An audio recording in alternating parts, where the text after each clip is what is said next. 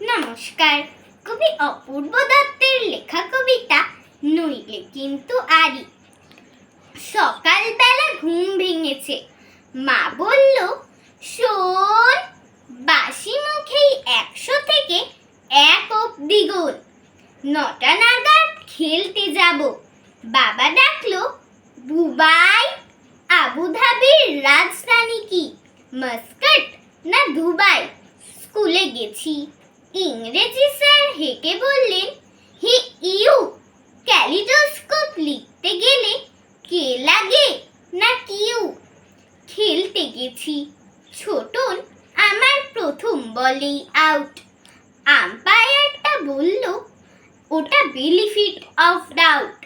রাত্রির বেলা সে কি লড়াই, গদ্যে এবং পদ্যে।